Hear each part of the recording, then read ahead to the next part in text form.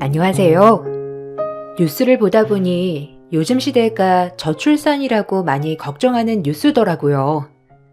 전 아이를 낳지 않으려고 한 건 아니었지만 오랫동안 아이가 생기지 않아 난임병원에서 몇 번의 시험관 시술 끝에 사랑하는 일란성 쌍둥이 아들을 얻었어요. 제가 다닐 때만 해도 난임병원에는 아이를 낳고 싶어서 정말 오래도록 기다리는 사람들이 많았는데 저출산이라는 뉴스를 보니까 안타깝더라고요. 그래서 생각난 김에 제 이야기를 한번 해볼까 해요. 지금부터 제 이야기는 결혼을 하고 아이들을 낳고 그 후의 사건까지 쭉 연결되는 내용이에요. 시작하겠습니다. 결혼 후 아이가 생기지 않자 남편도 시어머님도 모두 저에게 불만이 많았어요.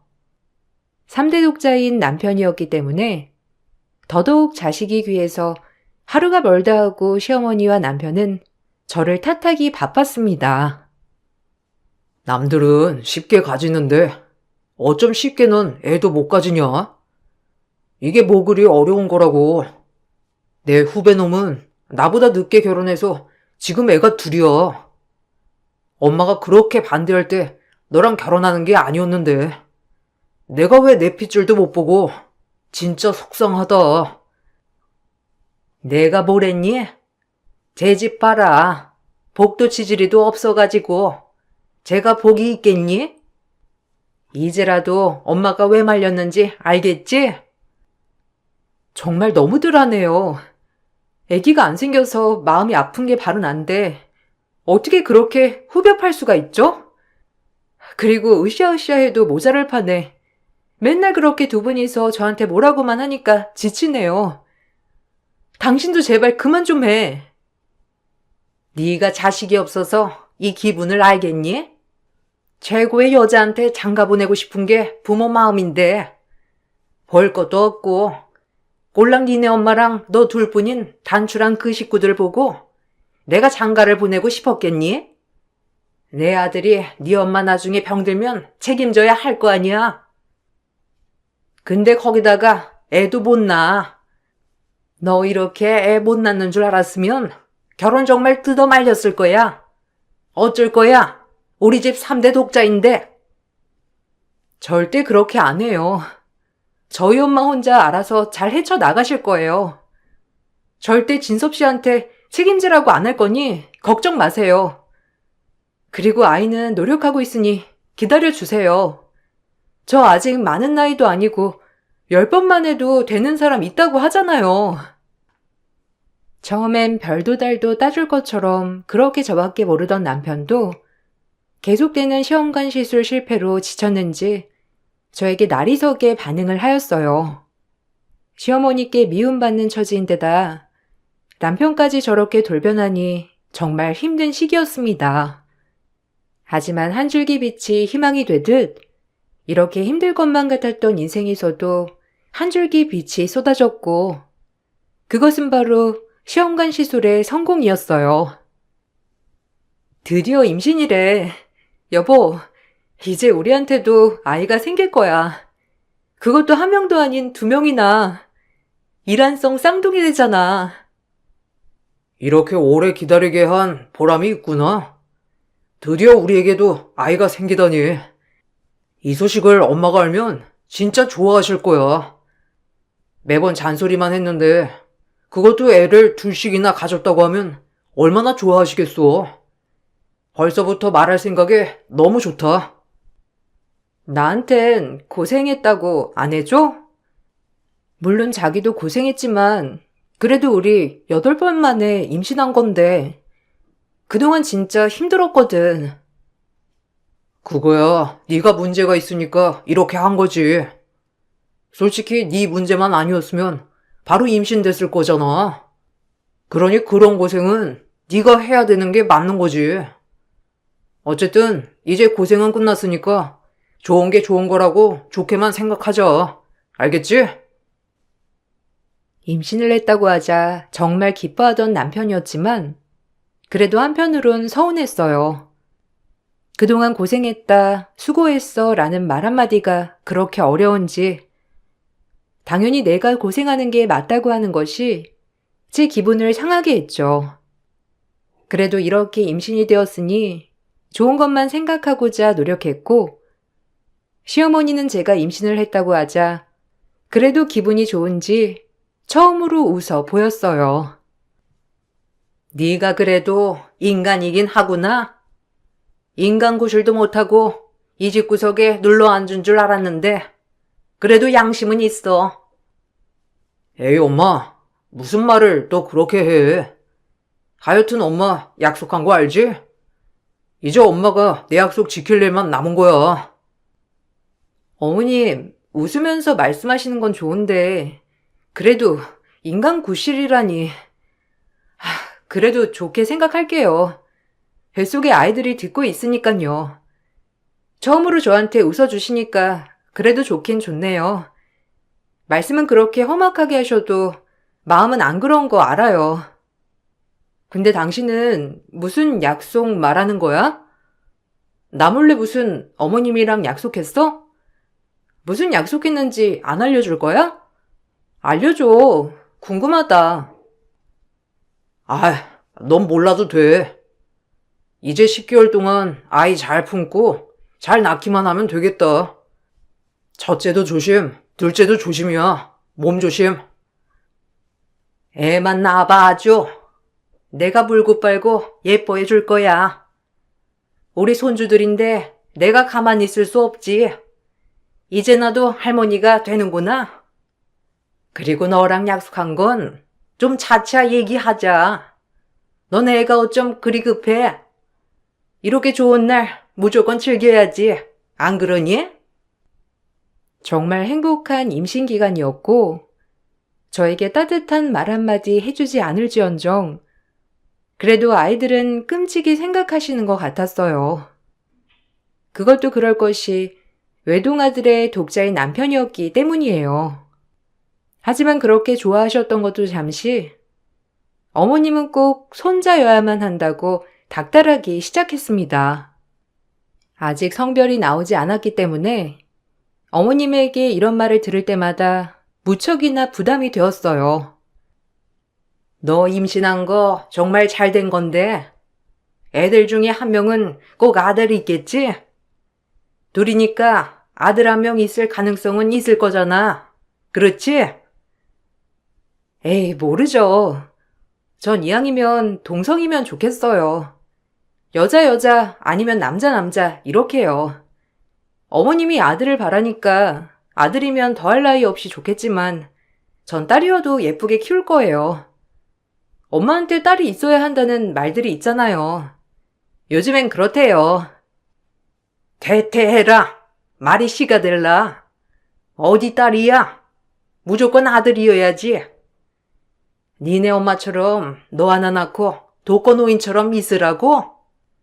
그래도 아들이 있어야 하는 거야.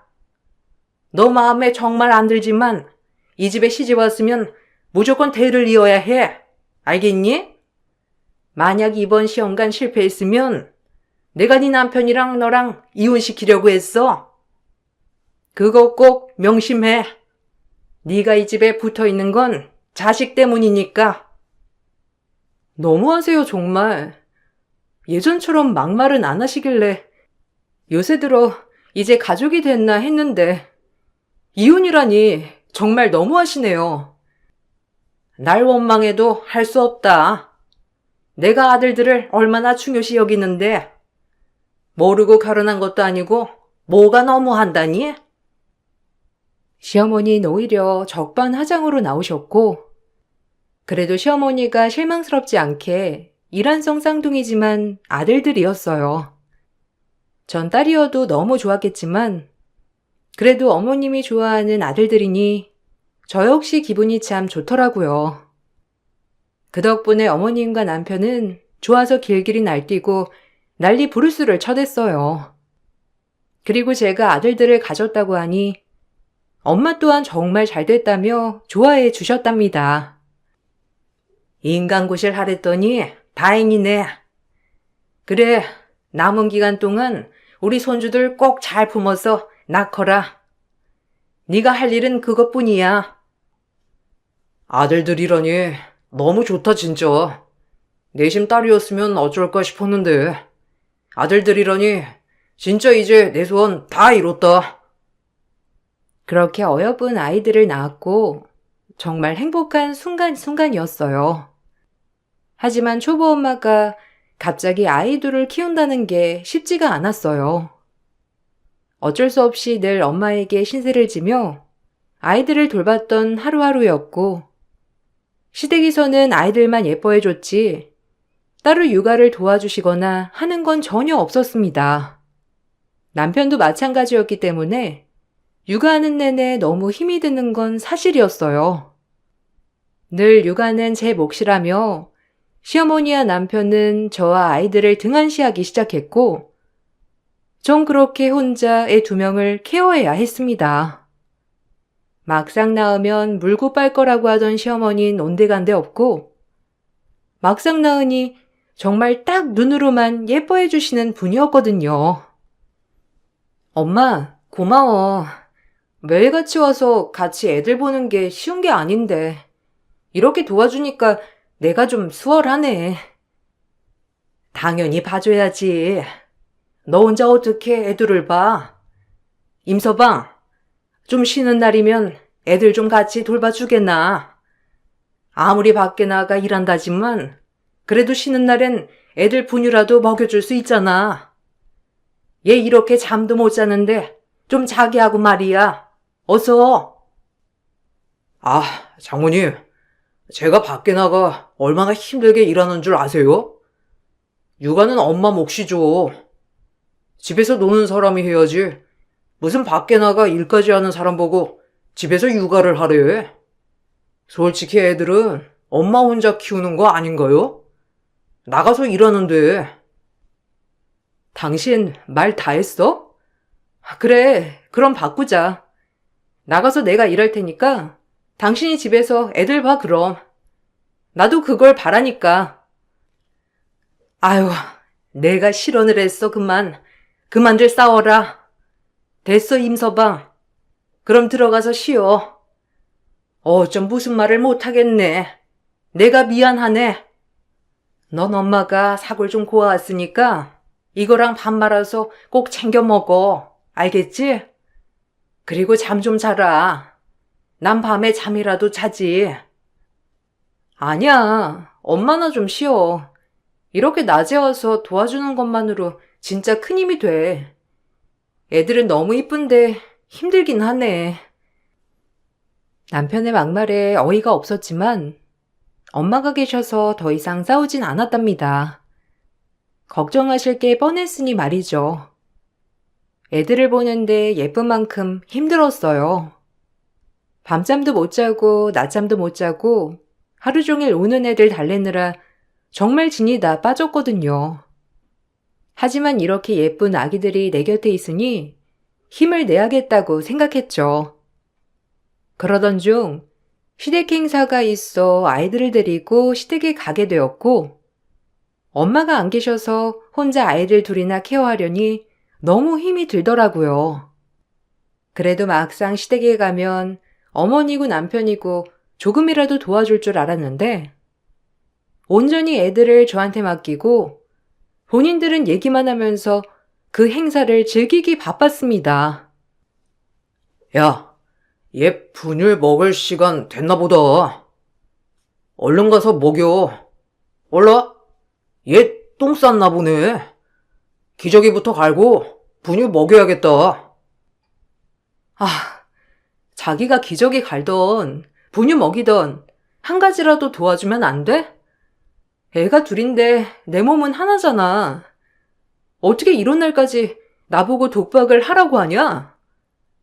막말로 얘네가 내 자식이기만 하니? 당신이 그렇게 원하던 당신 자식들이잖아. 당신이 좀 해. 내가 어떻게 해. 남자가 가오가 있지. 그리고 해봤어야지 하지. 떽떽거리지 말아라. 시댁까지 와서 꼭 그러냐? 얘, 남자가 보는 눈이 있지. 무슨 이런 걸 네가 좀 해. 옛날엔 8명도 키웠어. 엄마 혼자서. 뭐가 힘들다고 찡찡대는 건지. 어머님도 너무하시네요. 눈으로만 그렇게 예뻐하실 거면 저 그냥 갈게요. 제가 여기까지 와서 왜 이렇게 고생하는지 모르겠네요. 그렇게 원하던 손주들이면 기저귀는 고사하고 분유 한 번을 안 먹여주시는 걸 제가 이해해야 하나요? 그것도 한 명이면 말을 안 해요. 두 명인데 어쩜 한 번을 안 도와주는지. 원래도 인정머리 없으신 건 알았는데 진짜 뭘 인정하세요, 정말. 어머어머, 얘 본색 나오네. 아들 둘이나 낳았다고 기고만장하는 거니? 여기가 어디라고 큰 소리야? 너 혼 좀 나볼래? 결국 전 울면서 아이들을 데리고 집으로 왔어요. 남편이고 시어머니고 정말 꼴도 보고 싶지 않았죠. 그렇게 집에 와 엉엉 울고 있는데 친정엄마가 반찬을 좀 갖다 주시러 들리셨어요. 그리고 제가 울고 있는 모습을 보고 너무 속상해 하시며 말씀하셨죠. 또 시댁 가서 한 소리 들은 거야? 아니 왜 그런다니 도대체? 아휴, 애 둘이나 낳고 이렇게 힘들어 하는데. 시어머닌 그렇다 치는데 진짜 남편은 완전 남의 편이야. 엄마한테 이렇게 말하면 엄마 마음이 안 좋겠지만 오늘은 나도 어디 풀러 놓을 데가 없어서 진짜 속상하네. 미안해 엄마. 이런 모습 보여서 정말 미안해. 애들한테도 미안하고 그토록 바라던 애들인데 내가 너무 힘들어만 하는 것 같아서 애들한테도 죄책감 들고 정말 힘들다. 어떡해. 엄마는 그런 제가 안쓰러웠는지 도우미 이모님을 구해주셨고 제 시간을 좀 가지라고 해주셨어요. 엄마의 사정을 뻔히 아는지라 차마 이렇게 큰 도움을 받을 수 없어서 됐다고 거절했지만 엄마는 예전에 투자해놨던 주식이 큰 돈을 벌었다며 기꺼이 해주셨어요. 대박 났으니까 괜찮아. 엄마도 도와줄 건데 애가 둘이니 너도 쉴 틈이 있어야지. 이모님 비용은 엄마가 내줄 테니까 넌 좀 한숨 좀 돌려. 매일 네가 육아에만 갇혀 있으니 힘들어서 더 우울하고 그런 거야. 그러니까 엄마 말 들어. 알겠지? 그리고 엄마가 원래도 아주머니 꼭 쓰게 하고 싶었어. 너 숨 좀 돌릴 틈이 있어야지. 임서방이 육아를 하는 스타일도 아니고. 엄마, 너무 고마워 진짜. 미안해서 말이 안 나온다. 엄마한테 다 못 갚을 거야 정말. 이렇게 고생도 같이 해주는데. 엄마가 이모님을 구해주자 정말 훨씬 나았습니다. 일단 잠을 좀 잘 수 있으니 사람이 기본적인 생활이 되었고 긍정적으로 아이들을 돌볼 수 있었어요. 하지만 정말 웃기게도 저희 엄마가 주식 투자로 큰 돈을 벌었다고 하자 남편은 저희 엄마에게 갑자기 태도를 돌변하며 급 상냥해지더라고요. 그리고 엄마가 있는 날엔 늘 쌍둥이들을 같이 돌보는 신용도 했고요. 임서방이 웬일이야? 나 참. 이렇게 애들 보는 거 처음 보네. 얼마나 보기 좋아? 이렇게 부부가 같이 보니까 말이야. 아, 당연히 헤어져. 제 자식들인데. 어머님, 그동안 너무 고생하셨죠? 아유, 어머님이 좀 쉬세요. 저랑 지혜가 볼게요. 오늘은 도우미 이모님도 쉬는 날이라 제가 더 많이 해야 지혜가 안 힘들죠. 안 그런가요? 제가 진작 이랬어야 했는데. 아니야. 너무 보기 좋아서 내가 다 기쁘네. 고마워, 임서방. 밖에서 힘들 텐데 이렇게 집안일까지 도와주고 말이야. 남편 속셈을 알아서 그런지 하나도 안 고맙더라고요. 뻔히 저희 엄마가 큰돈을 벌었다고 하니 자기한테 무슨 국물이라도 떨어질까봐 저렇게 아부를 떠는 것 같았거든요. 오히려 얄미웠고 육아는 같이 하는 거지 도와주는 게 아닌데 저렇게 유세를 떨어대니 꼴도 보기 싫었어요. 그럼에도 엄마는 계속해서 남편에게 고맙다고 연신 말씀하셨는데 다 절 위해서 말이에요. 당신 웃긴다. 언제부터 그렇게 애들을 돌봤다고. 참 간사해. 앞으로 이게 영원히 변하지 않았으면 좋겠네, 정말. 무슨 소리야. 내가 우리 애들 돌보는데 무슨 이유가 있겠어? 당신은 말을 해도. 근데 장모님, 어느 정도 수익 내신 거야? 나도 몰라. 그걸 알 이유도 없고. 엄마 노후 자금이잖아. 난 관심 없으니까 자기도 혹시 딴만 있음 접어. 우리 거 아니니까. 혹시라도 남편이 친정엄마 수익금에 딴맘을 먹을까 못을 박아두었고 그러게 좀 평온한가 싶었습니다. 남편도 어느새부터 육아에 동참하기 시작했고 도우미 이모님도 계시겠다. 친정엄마도 간간히 도와주시니 정말 살 것 같더라고요. 그러다 제가 손목이 아파 한의원에 다녀오던 중 친정엄마께서 아이들과 놀아주다 뼈에 금이 가고 만 거예요. 정말 속상하더라고요. 아, 엄마 어떡해? 우리 애들 때문에 이렇게 된 거 아니야. 가뜩이나 관절도 약한 양반인데 어쩜 좋아. 병원에선 뭐래요? 괜찮아. 깁스하면 된대. 뭐 애들 놀아주다 이런 건데 내가 부주의 한 거지. 애들 잘못이겠어? 엄만 괜찮으니까 걱정 마.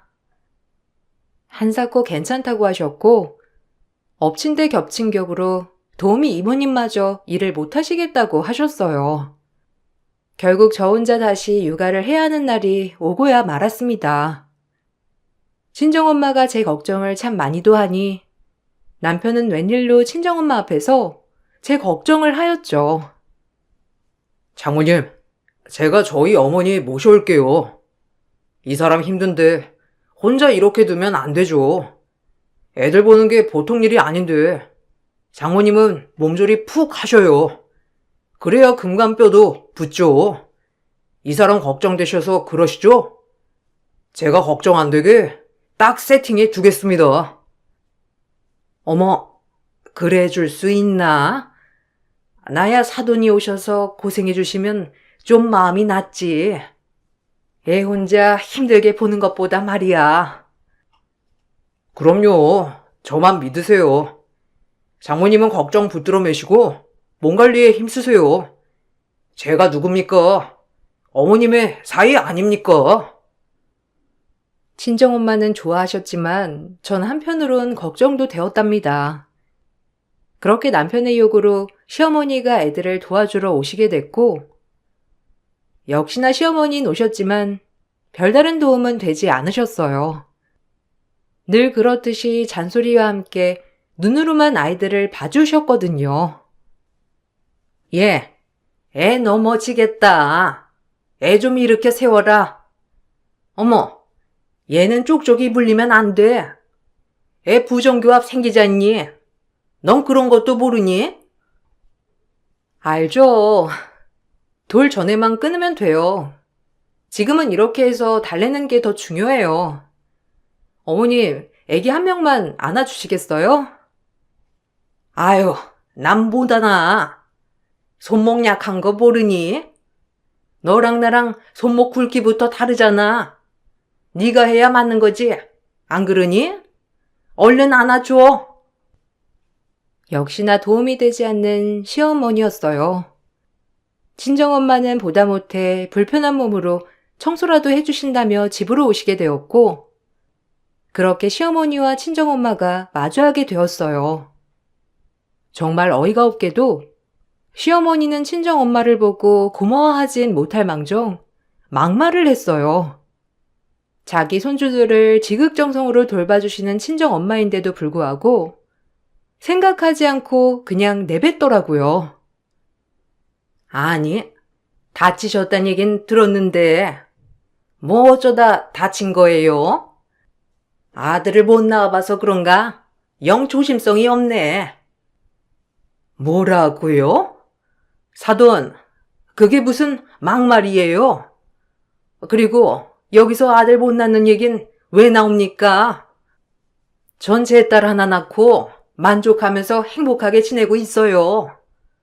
사돈 머릿속에 뭐가 들었길래 그런 생각하는지 진짜 모르겠네요. 어쩜 그렇게 막말을 할까? 막 간다고요? 아니, 맞잖아요. 딸만 키워봐서 그런가? 애들이랑 노는 방법을 몰라서 그러니까 다친 거지. 조심성 없게. 무슨 망발이야. 당장 장모님한테 사과해요. 우리 애들한테 해준 것도 없으면서 감히 장모님한테 막말을 해? 쌍둥이 손자들과 놀아주다 뼈에 금간 엄마에게 아들 가진 유세 떨던 시어머니였고, 그 모습을 마주하게 된 남편은 시어머니를 향해 화를 내며 갑자기 돌진했습니다. 그야말로 집안이 아비규환이 된 것이죠. 그렇게 본인 엄마한테 애틋했던 남편은 저희 엄마에게 조금이라도 빼먹을 콩고물이 있을 것 같자 태세 전환을 하며 시어머니에게 돌진을 한 거예요. 돈 앞에선 지엄마도 보이지 않는 놈이었어요. 시어머니는 남편의 밀침에 결국 나가 떨어졌고, 둘이서 큰 소리로 싸우는데 아주 코미디 한 편이었습니다. 네가 엄마한테 이럴 수 있는 거야? 어떻게 엄마를 이렇게... 네가 인간이니? 그것도 이 볼품없는 사람들 앞에서. 볼품없긴 엄마보단 나아. 분명 나랑 약속했지? 아들들 낳으면 선산 물려주겠다고. 그걸 진작 팔아먹고 나를 속여먹어? 그건 엄마가 필요하니까 그런 거지. 선산 없다고 지금 엄마를 이렇게 막대하는 거야? 네가 인간이니? 날 속였잖아. 내가 그동안 엄마를 얼마나 각별히 챙겼는데. 그 선산으로 날 조종하고 지금껏 아무렇지 않은 척 아직도 선산 있는 척하면서 날 속여? 내가 한 달 전에 부동산 가서 얼마나 황당했는 줄 알아? 시세 좀 보려고 갔더니 참나. 그 돈 다 뭐 했어? 뭐 했길래 그 많은 돈이 필요했던 거냐고. 여기서 한번 말해봐. 내가 엄마 2번 다시 안 보려다 참은 거야. 혈압 올라. 애를 키워도 잘못 키웠네. 돈 없는 사람은 부모 아니냐? 어쩜 그렇게 못 인정할 수가 있니? 너라네, 참나. 알고 보니 그동안 남편과 시어머니의 약속은 어떻게든 아들을 낳으면 하나 있는 선산을 물려준다는 거였고, 시어머니는 진작에 그 선산을 팔아먹었음에도 불구하고 남편에게 선산을 핑계로 매일같이 본인에게 효도할 것을 강요했던 거였어요. 돈에 환장한 남편은 당연히 시어머니 뜻이라면 뭐든 다 했었고, 그 선산을 위해 저에게 아이도 못 낳느냐며 따지고 따졌던 거죠. 그렇게 싸우는 걸 한참 보고 있는데 시어머니 입에서 나온 말 한마디가 정말 충격적이었고 되돌릴 수 없는 지경에 이르렀어요. 네가 이뤄낸 걸 알았으면 나도 가만히 있을 수 없지. 돈 없는 부모 취급 안 한다니? 나도 네 비밀 말해야겠다. 너 밖에서 애 낳은 거 애미도 아니야? 그렇게 아들이 환장해가지고 너 애미 애 못 낳을 때 애 하나 만들었잖아. 아들이었으면 당장 애미랑 이혼한다고 했다가 딸이니까 그 여자한테 헤어지자고 했지? 애미도 아니? 참나. 내가 이런 말까지 안 하려고 했는데 해야겠다. 뭐? 아니. 그건 무덤까지 가지고 가기로 한 비밀이잖아. 여보. 이거 오해야. 내가 다 설명할게. 장모님. 뭐라고요? 밖에 사생아가 있다고요? 돈에 눈이 먼 건 진작 알았지만 어머님이 선산 물려준다고 하니 내가 아이가 안 생기니까 밖에서 애까지 만들어? 이게 사실이에요? 당신 진짜 충격이다. 진작 인성 구린 건 알고 있었는데 어떻게 밖에서 애를 만들어?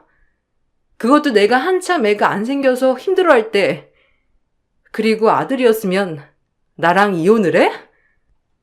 진짜 대단하다. 너희 집 아들사랑.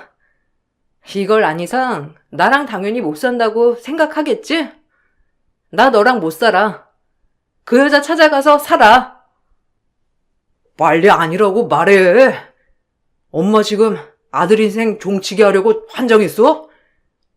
이제 이 사람 아니면 난 나락이라고. 왜? 너네 장모가 돈 좀 생겼다고 하니 이제 장모를 잡아야겠던? 나도 너 같은 아들 필요 없어. 어미도 못 알아보는 놈. 엄마가 지금 아들한테 이래도 되는 거야? 이 비밀 엄마가 절대 입 밖에 내지도 말라고 한 거잖아. 어떻게 그래? 너도 나 들이받았잖아. 나라고 못할 거 있어? 너 같은 아들 이제 나도 필요 없어. 나쁜 놈. 절연하자. 그래. 제가 울면서 헤어지자고 하자 남편은 저희 엄마의 돈이 떠올랐는지 가소롭게 저에게 무릎을 꿇고 애원했어요. 진짜 실수였어. 내가 엄마한테 그냥 저렇게 한 소리지. 어떻게 너랑 이혼을 할 생각을 했겠니? 네가 내 조강지초인데. 그 입 못 다물어? 자네, 진짜 인간 이하인 건 알았지만 내 딸한테 그저 잘하라고 내가 아무 말 안 하고 참고 있었더니 아주 우리를 물로 봤구먼. 아휴, 기가 막혀라. 애들 아빠기 때문에 마음에 안 들어도 꾹꾹 참았고 더 잘하려고 했었는데 이제 잘할 건덕지도 없지. 너 같은 건 혼나야 돼. 매가 답이지.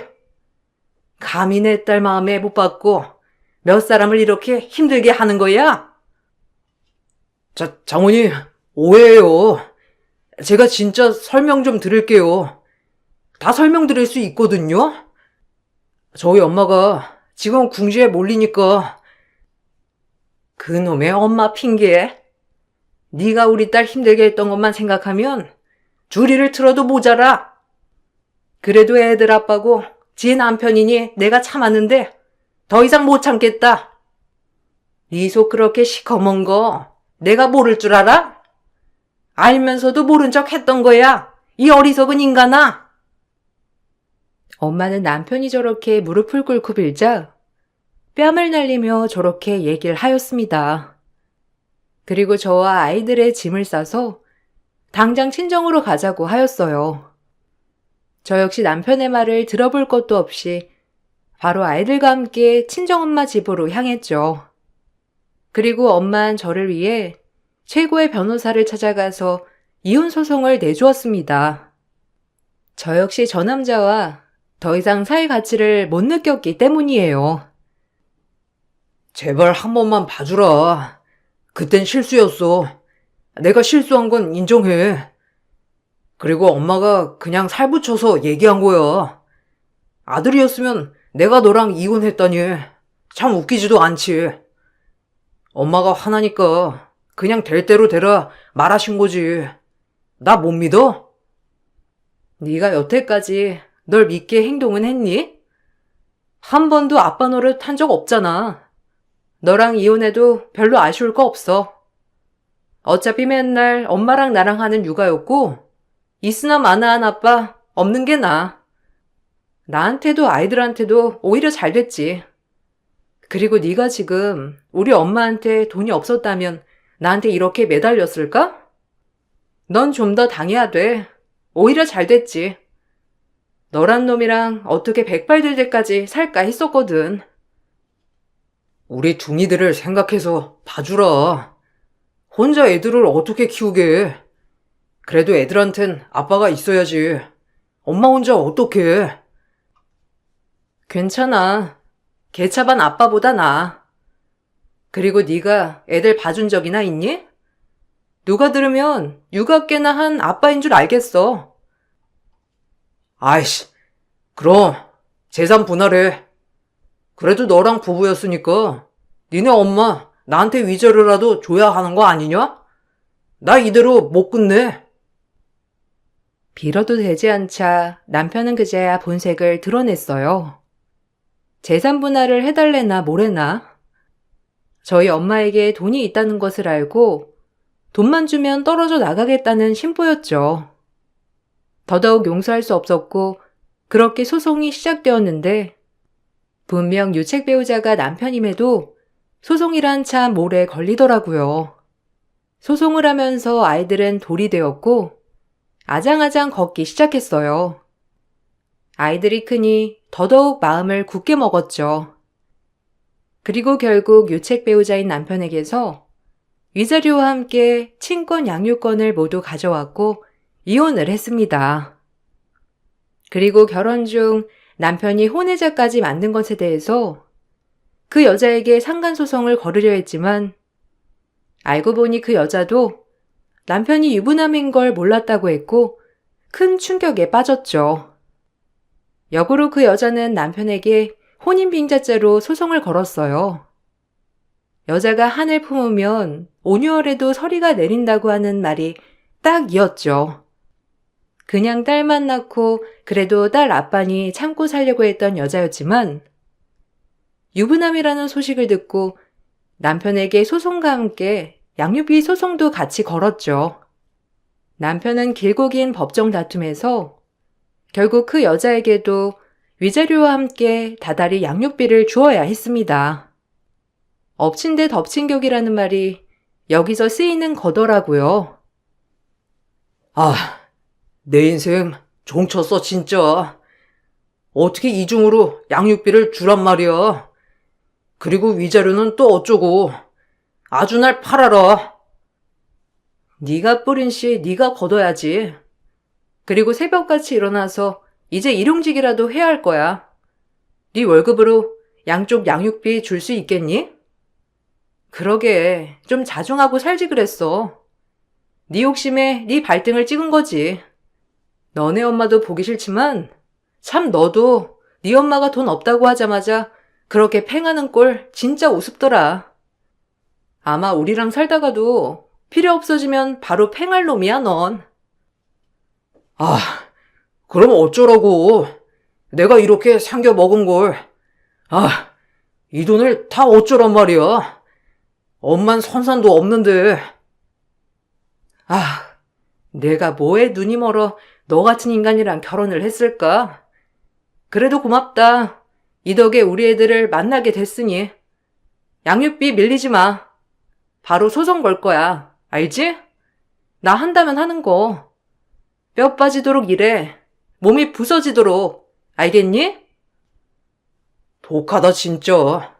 이렇게 빌어도 봐주지도 않냐 너는? 너무한다. 그래도 내가 애들 아빠인데 진짜 너무해. 남편은 돈 앞에서 그렇게 철저하게 울었어요. 정말 돈이면 다 되는 사람이라 그 모습을 보니 허탈한 웃음이 나왔습니다. 그리고 이혼 후 전 아이들을 양육하고 살고 있어요. 다행히 엄마가 도와주시고 계셔서 수월하답니다. 요샌 애들이 커서 어린이집도 다니고 하니 전보다 숨 쉴 틈도 있고 좋아요.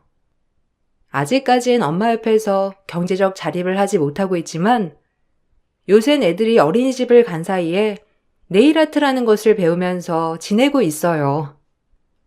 제가 이 가정의 가장이라고 생각하니 뭐라도 해야겠더라고요. 얼른 자격증을 따서 당당하게 창업을 해 아이들에게 더 나은 삶을 제공하고 싶어지는 욕심을 부리고 있는 요즘이에요. 남편이 있으나 없으나 똑같아서 그런지 남편의 빈자리는 전혀 느끼지 못하고 살고 있어요. 이것도 참 우프지 않나요? 왜 그런 집안인 걸 알면서 악착같이 시험관을 해 애를 가졌느냐라고 하실 수 있지만 애들이 없었다면 남편과 이혼 후 사실 살아갈 의지가 없었을 것 같아요. 아이들이 있기 때문에 하루하루 열정을 다해서 살맛이 난답니다. 무엇보다 아이들이 있기에 숨 쉴 수 있는 것 같고요. 제 평생을 다 바쳐 눈에 넣어도 아프지 않은 아이들을 키울 것을 다짐했어요. 하루하루 더욱더 성장해 나가겠습니다. 이 의지에 다짐을 하며 글을 마쳐볼게요.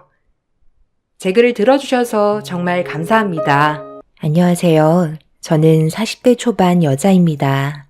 얼마 전에 가족들과 외식을 하려고 음식점 건물로 들어가려던 도중 길 건너편에서 지나가는 동서를 본 적이 있었는데요. 본인이 선택한 삶에 대해 후회하고 있는 얼굴로 걸어가고 있는 모습을 보니 참 안타까웠습니다. 한순간에 남이 되어버린 동서는 서방님과 결혼을 하고 눈에 거슬리는 행동을 정말 많이 했었는데요. 어느 정도는 참고 넘어가려 했었지만 하는 행동들이 제 속을 뒤집어 놓을 만큼 매번 시집 모임 때마다 온갖 꾀를 부리며 저에게 정말 많은 스트레스를 주고 있었어요. 한 가족의 구성원이 되었으면 서로 도와가며 해야 되는데 동서는 날이 가면 갈수록 점점 더 지나친 모습을 보여주었죠. 그렇다고 손이 사람인 제가 동서가 좀 더 안 움직인다고 그걸로 꼬투리를 잡으면 시댁 식구들이 되려 저를 속 좁다고 안 좋은 시선으로 볼까봐 이러지도 저러지도 못하는 상태로 속만 끓고 있었습니다. 이런 감정 상태가 다른 가족들은 모르고 저만 느끼고 있었기 때문에 그게 더 화가 치밀었어요. 아무래도 시부모님께서는 동서가 식구로 들어온 지 얼마 되지 않아서 적응 기간이라 생각하며 여러 가지로 이해하려는 게 보였어요. 그런데 어느 날 시집 모임 있을 때 저는 시댁에 일찍 도착해 시모와 여러 가지 음식들을 준비하고 있었는데 동서 내외가 거의 준비가 끝나갈 때쯤 시댁에 들어왔어요. 동서가 오니 집안 분위기는 밝아졌고 저만 빼고 저희 가족 모두가 반갑게 맞아주던 도중 동서가 팔에 깁스를 하고 들어온 걸 보고 모두가 놀랐습니다. 갑자기 이게 무슨 일이래? 팔에 왜 깁스를 하고 온 거야? 몸이 이러면 말을 하고 집에서 쉬면 되지. 왜 이렇게 미련하니? 걱정 끼쳐드리고 싶지 않았는데 죄송해요. 이도 집에서 쉬라고 했는데 그렇게 되면 더 걱정하실 것 같아서 일단 찾아뵙게 된 거예요.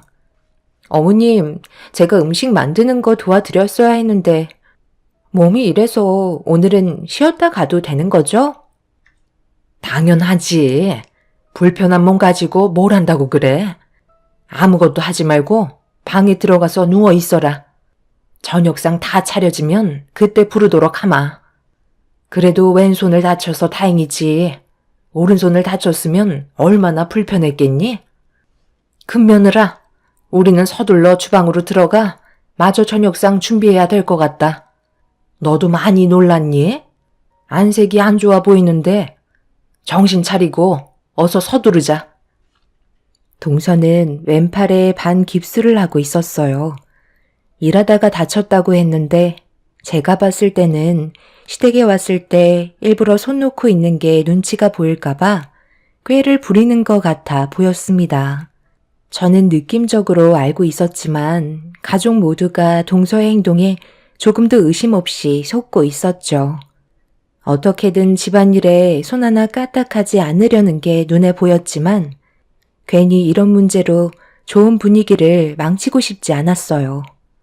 저 혼자만 모른 척하고 넘어가면 되는 걸 괜히 걸고 넘어져서 오래간만에 가족 모두가 모인 자리를 안 좋은 상황으로 만드는 건 저도 원하는 게 아니었습니다. 그렇게 시모를 도와 저녁 준비를 끝낸 뒤 가족들 모두 한자리에 모여 식사를 하게 됐는데 동서에게 관심이 쏠리다 보니 맛 좋은 음식들은 전부 다 동서 쪽으로 몰려 있었네요. 그 모습을 보는데 만약 제가 깁스를 했다면 시모에게 잔소리를 듣게 될 게 뻔했었죠. 뒤에서 잡일을 도와줄 사람이 다쳤으니 얼마나 짜증이 나시겠어요. 그래서 저는 동서처럼 그런 행동을 쉽게 할 수 없었습니다. 형님, 오늘 정말 고생 많으셨어요. 제가 도와드렸어야 했는데 보시다시피 팔이 이래서 도움이 되지 못했네요. 아픈 사람 두고 어떻게 일을 시킬 수 있겠어? 어머님이랑 맛있는 거 많이 했으니까 많이 먹고 하루빨리 몸이 좋아지길 바래. 너는 걱정된다는 애가 얼굴 표정이 그게 뭐니? 막내 며느리가 다쳐서 혼자 일한 게 불만인 것처럼 보인다. 제가 왜 기분이 안 좋겠어요. 지금도 걱정을 많이 하고 있는걸요. 살다 보면 예상치 못하게 다치는 경우가 많잖아요. 그럼 표정 좀 풀고 막내 며느리 밥그릇이 비어있잖니? 가서 밥 좀 퍼와라. 네가 말 안 해도 불만 가지고 있는 거 다 티난다. 어머님, 그만하세요. 제가 다친 게 잘못이죠. 형님은 아무 잘못 없어요. 이러면 제가 더 불편해진다고요. 동서는 자기 때문에 분위기가 안 좋아진 것 같다며 눈물이 맺히는 연기를 하고 있었습니다. 그 모습을 보고 있는데 너무 어이가 없어서 속으로 웃음밖에 안 나왔어요. 그렇게 저녁 식사가 끝이 나고 동서내외는 후식까지 전부 다 챙겨 먹은 뒤 배가 불렀는지 방으로 쏙 들어가 나오지 않았습니다. 매번 시댁에 올 때마다 변명거리 하나 만들어서 시집 모임 때 온갖 꾀부리며 식사가 끝나고 설거지까지 전부 다 제 몫으로 돌아왔었어요. 누군가는 해야 되는데 그렇다고 시모가 설거지 하시는 것도 눈치가 보이기 때문에 어쩔 수 없이 제가 해야만 했었죠. 이런 상황들이 답답해서 더 이상 저도 두 눈 뜨고 당하고만 있을 수는 없을 것 같아 남편에게 그동안 쌓여있던 고민거리를 털어놓게 되었습니다. 재수 씨가 지금 깁스를 하고 있는 게 집안일 하기 싫어서 꾀를 부리고 있는 거라고? 그럼 팔에 문제가 없다는 거네? 그렇다니까. 남자들이야 집안일에 대해 관심이 없으니 신경도 안 쓰고 있는 거지. 그러니 동서의 행동이 눈에 보이지 않는 거라고. 내가 확실하게 알 수 있는데 동서가 오늘 음식하고 싶지 않아서 서방님이랑 짜고 반 깁스하고 온 거야. 설마 그렇게까지 했겠어? 그리고 동생이 형을 속인다고? 만약 들키기라도 하면 그땐 뼈도 못 추릴 텐데? 내가 모임 있을 때마다 동서가 깨부리면서 빠지려는 행동들을 유심히 봐왔잖아. 여자의 촉은 무서운 거야. 이번에도 확실하다니까. 밥은 먹어야 하니까 오른팔이 아닌 왼팔을 다쳤잖아. 증거가 없을 뿐이지 동서의 몸 상태는 지극히 정상일걸? 당신한테 이런 말 하는 것도 입 아픈 일이긴 한데 어머님이 나를 점점 더 안 좋게 보시는 것 같아서 이렇게 가다가는 정말 더 큰 문제가 생길까봐 앞으로는 이런 일 없게 하려고 당신한테 도와달라고 하는 거니까 나 좀 믿어주고 내 부탁 좀 들어줘. 동서의 진짜 모습을 내가 보여주도록 할게. 당신도 이젠 알 필요가 있을 것 같아. 그런데 그건 어디까지나 당신 추측인 거잖아. 괜히 일만 더 커지는 건 아닌지 모르겠다. 뭘 어떻게 도와주면 되는데? 남편은 제 말을 묵묵히 듣고 있더니 많이 당황스러워 하고 있었어요. 여우 같은 동서의 행동에 다들 속고만 있었으니 남편도 제 말에 신뢰를 하지 못하고 있었습니다. 그래도 아내인 제가 도와달라는 말에 적극적인 모습을 보여줬습니다. 방 안에서 나오지 않는 동서내외를 밖으로 불러들이고 제가 방 안에 녹음기를 하나 설치하는 걸로 계획을 잡았어요. 남편은 어려운 부탁은 아니라서 그런지 바로 자리에서 일어나 동서내외를 거실로 잠깐 불렀습니다. 저는 그 사이 동서내외의 방에 들어가 녹음기를 설치를 한 뒤에 다시 방으로 들어왔고 간단하게 대화를 끝낸 동서내외는 다시 방으로 들어가게 되었죠. 서방님과 동서가 주고받고 있는 대화만 들어봐도 충분히 증거가 될 만한 게 나을 것 같았습니다. 남편은 걱정을 하고 있었지만 저는 확신에 차 있는 상태였죠. 그렇게 다음 날이 되었고 모두가 함께 모여 아침을 먹고 있을 때 화장실을 가는 척하면서 동서내외의 방에 들어가 전날에 설치했던 녹음기를 회수해서 화장실로 급하게 들어갔습니다. 그리고 이어폰을 연결해서 숨죽이며 동서내외의 대화 소리를 듣고 있었네요. 나 이번만 당신 도와주는 거야. 더 이상은 나도 못하겠어. 우리 가족들 속이는 것도 한두 번이지. 아까 형수님 표정을 보는데 다 알고 계신 것 같았다고. 괜히 큰일 만들고 싶지 않아서 참고 있는 것 같았어. 형수님이 그래도 착하시니까 넘어가는 거지. 어느 정도 성격이 있는 분이었으면 100% 밥상 엎었을 거야. 우리 부모님이 아무리 당신 아껴준다 해도 어느 정도 선이라는 게 있는 거야. 한두 번은 그럴 수 있지만 이런 식으로 계속해서 반복하면 꼬리가 밟히는 법이야. 그래서 뭐 어쩌라고. 나보고 앞치마 두르라는 말이야? 당신은 내가 주방에서 일을 했으면 좋겠어? 한 번 하기 시작하면 당연하게 생각하고 점점 더 많은 것들을 요구하실 거라고. 내가 손 아랫사람이니 형님이 하기 싫은 건 무조건 나한테 시키겠지. 내가 그 꼴을 어떻게 봐? 어차피 얼굴 자주 보는 것도 아닌데 사람 앞일 아무도 모르잖아? 갑자기 몸에 문제가 생겼다는데 뭐라고 그럴 거야? 병원이라도 가서 진찰을 받아보게 할 거야? 안다고 해도 그런 식으로 행동하는 게 오히려 힘 빠지고 집안 분위기 망치는 꼴이니까 그냥 가만히 있는 거 나도 알고 있다고. 그래서 내가 그 점을 이용하는 거야. 어차피 아버님 댁에 며칠 있다 가는 건데 서로 웃으면서 지내면 좋잖아? 이런 식으로 계속해서 반복되다 보면 세뇌가 돼서 결국 당연하게 생각하고 나한테 기대도 하지 않을 거라고. 그럼 나는 당신이랑 결혼 생활하는 동안 편하게 아버님 댁에 오면 되는 거지. 당신은 그냥 내 옆에서 장단이나 맞춰줘. 멍청하면 몸이 고생한다는 말이 있잖아? 이래서 사람은 야가야 하는 거라니까. 그리고 이런 말을 꼭 여기서 해야 돼? 가족 중에 누구 하나라도 듣는 날에는 정말 골치 아파진다는 거 몰라? 앞으로 당신도 말 조심해줘. 동서내외가 나누고 있는 대화에 솔직히 엄청난 충격을 받은 상태였어요. 제가 녹음한 증거물을 당장이라도 가족 모두가 모인 상황에서 풀어놓는다면 걷잡을 수 없을 만큼 심각한 상황을 가져올 게 확실했어요.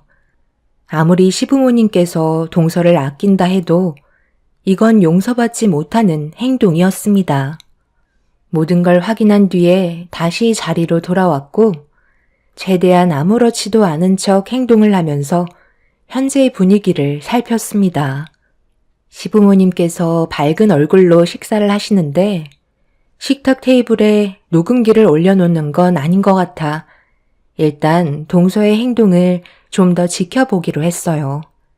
남편도 녹음된 내용에 대해 궁금해하길래 실수로 녹음 버튼을 누르지 않았다고 얘기한 뒤 대충 상황을 넘겼습니다.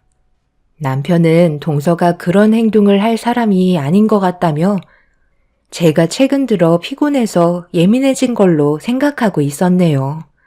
그날 저녁 모두들 각자의 집으로 돌아간 뒤 앞으로 어떻게 해야 할지 많은 고민에 빠져 있었죠.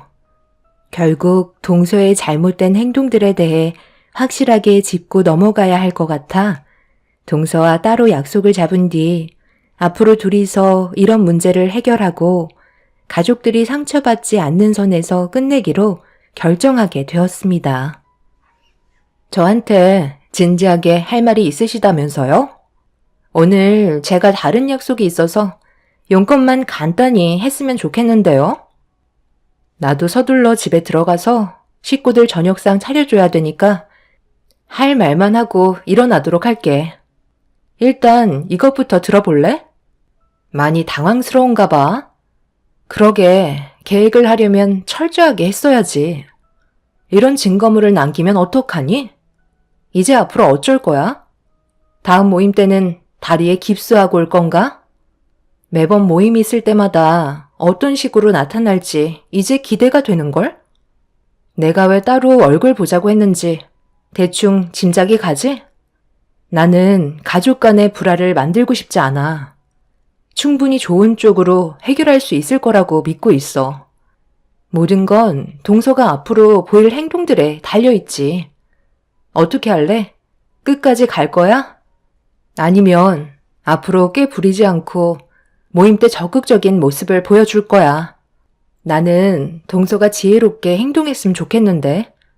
머리가 나쁜 것도 아닌데 지금이 어떤 상황인지는 충분히 위기감을 느끼고 있을 텐데. 동서를 아끼고 이뻐해 주시는 시부모님께 비수를 꽂을 건 아니지? 형님, 죄송해요. 제가 생각이 짧았어요.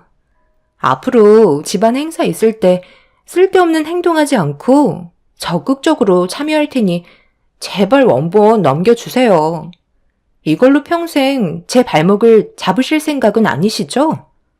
저 눈치 보면서 살고 싶지 않아요. 그건 동서하기 나름 아닐까? 똑같이 며느리로 들어온 입장에서 나는 뼈 빠지게 고생하고 있는데 동서는 여우같이 이리저리 빠지면서 나를 더 힘들게 했잖아. 내가 그동안 말을 안 하고 지켜만 보고 있었는데 날이 가면 갈수록 점점 더 심해지더라고. 결국 아이디어도 바닥 날 텐데 그때 돼선 아예 입원할 생각이었어? 시댁에 오래 있는 것도 아니고 남을 위한 일도 아니잖아. 가족들이 함께 모여 먹는 음식 만드는 건데 꼭 이런 식으로 안 좋은 상황을 만들어야 했었어? 녹음된 내용을 내가 몇 번이나 반복해서 들었는지 알아? 지금 당장 동서 얼굴에 물을 뿌리고 머리채를 잡아도 분이 안 풀릴 정도로 지금 화가 많이 올라온 상태야. 그런데도 내가 침착함을 잃지 않는 건 동서가 한 식구로 들어왔기 때문에 마지막으로 기회를 주려고 했던 거야. 내가 정말 이성을 잃었다면 시부모님과 함께 모여 식사하고 있었을 때 그때 녹음기를 테이블에 올렸겠지. 그때도 나는 참았고 지금도 참고 있는 건 동서가 충분히 며느리로서 잘할 거라 믿어서 그러는 거야. 형님, 정말 감사합니다. 2번 다시는 이런 일 없도록 다음 모임 있을 때는 제가 일찍 서둘러서 일손 돌게요. 동서는 녹음된 내용을 듣곤 사색이 된 얼굴로 저에게 용서를 구했습니다. 한 번은 믿어주고 싶었어요. 무조건 기회도 안 주고 상황을 악화시키는 건 저에게 다시 안 좋게 돌아올까봐 최대한 참고 넘어갔습니다. 동서는 그날 이후 저에게 많이 미안했던지 저희 집에 한번 오겠다며 이것저것 꽤 많은 음식들을 준비해서 한번 방문을 한 적이 있었어요. 그래도 제가 기회를 줘서 그런지 노력하는 모습을 보여주길래 저도 어느 정도 긴장을 풀게 되면서 과거의 일은 전부 잊기로 했어요. 동서는 녹음된 파일을 지워주길 원하길래 앞으로 잘할 거라 믿고 보는 앞에서 파일을 지워줬네요. 그런데 사람 속마음 아무도 알 수 없다고 다음 시댁 모임이 있을 때 동서는 저에게 충격적인 모습을 보여줬습니다. 어머나, 이게 뭐야? 어쩌다가 다리를 다친 거야? 병원에서는 뭐라고 했니? 문제가 심각하다고 그랬어? 아니에요. 발목이 접질려서 한 달 정도 깁스를 하고 있어야 한대요. 높은 일을 쉬는 제가 잘못이죠. 걱정 끼쳐드려 죄송해요. 그래도 손은 움직일 수 있으니까 도움 필요하시면 도와드리도록 할게요. 저도 매번 받아먹을 수는 없잖아요. 환자가 무슨 일이야? 다리 접질렸을 때 계속 걸으면 덧난다고 하더라. 방에서 쉬고 있으면 식사 준비 끝나는 대로 부를 테니 어서 들어가 있어.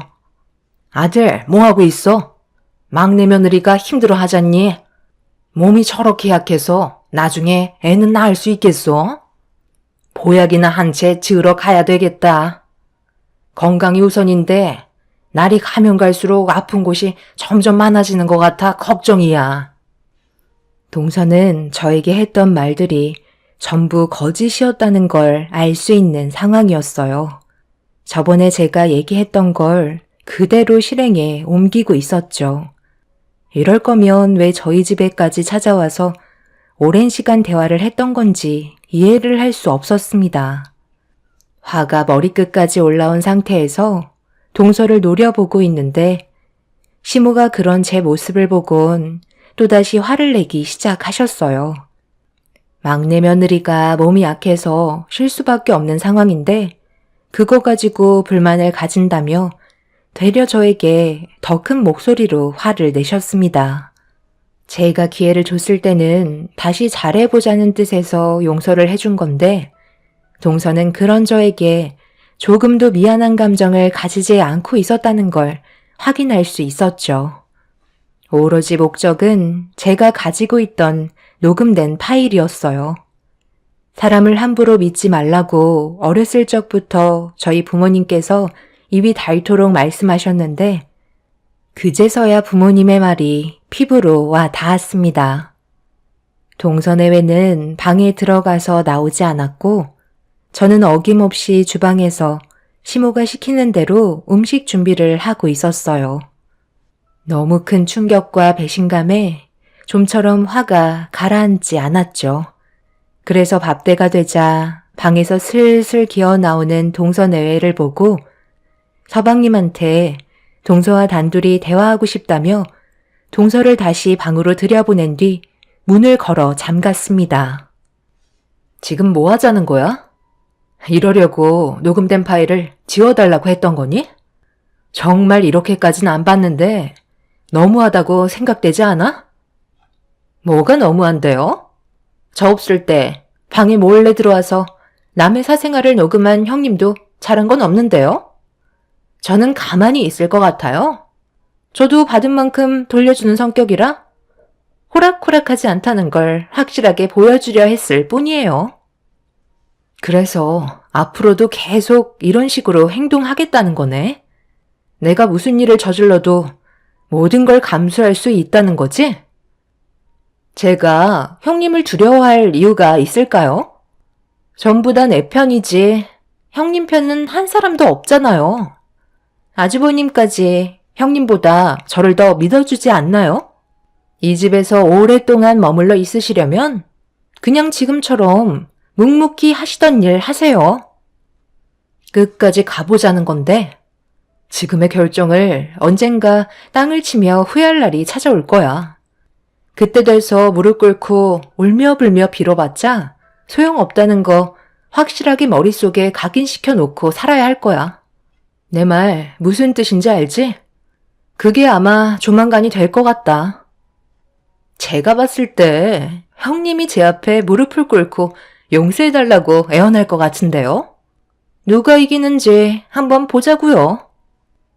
동서는 되려 저를 더 무시하면서 목소리를 높이고 있었습니다. 동서와 제가 방에서 나오지 않자 시부모님께서 방 안에서 무슨 대화를 그리 오래 하냐며 서둘러 저녁 먹자고 동서와 저를 부르셨어요. 당장 머리채를 잡아 뜯고 싶었지만 저에게 다시 한번 기회가 올 때까지 참고 넘어갈 수밖에 없었죠. 그렇게 시댁에서 동서에게 받은 배신과 상처를 기억하면서 또 다른 계획을 준비하기 시작했고 그렇게 시간이 지나 일적인 문제로 종합무역센터를 방문을 했는데 그곳에서 저와 같은 직종에서 일을 하고 있는 동서를 만나게 되었어요. 제가 무역센터에 올 거라고 전혀 예상하지 못했는지 저와 마주치자마자 당황해하고 있었어요. 그리고 멀리에서 저를 부르며 다가온 변호사가 동서 앞에 서는 순간 또 다른 계획이 시작되었습니다. 동서는 함께 일하는 직원 동료들 앞에서 망신을 당하고 싶지 않았는지 제 팔을 잡고 급하게 비상계단으로 데려갔어요. 이미 엎질러진 물이었는데 무엇을 바로잡으려는 건지 전혀 이해할 수 없었습니다. 동서가 이렇게까지 행동할 줄 몰랐는데 내 집에 와서 이런 계획까지 세웠을 줄 정말 상상도 못했었네. 오늘 내가 여기에 올 줄 몰랐던 거야? 회사만 다를 뿐이지 같은 직종에서 근무하고 있잖아? 동서는 그 회사에 들어간 지 얼마 되지 않았다며? 그러니 많은 관심을 받고 싶었겠지. 나는 오늘 무역센터에 굳이 참석 안 해도 되는데 동서가 오늘 무역센터에 참석한다길래 내가 이 좋은 구경을 놓칠 순 없잖아? 아무리 내가 만든 디자인이 탐이 난다 해도 내 작업방 좀 구경한다고 했을 때 건들지 말았어야지. 안 그래? 동서가 작업방에서 한 행동들 전부 다 방에 설치한 CCTV에 아주 선명하게 찍혔어. 어떻게 우리 회사가 만든 상표권 디자인을 자기들 것 마냥 아무렇지도 않게 전시를 할 수 있는 거지? 동서가 지금 나랑 비상계단에서 이러고 있을 시간 없을 텐데 지금쯤 전시회는 난리가 났을걸? 동서는 저를 비상계단에 놔두고 급하게 다시 자리로 돌아갔어요.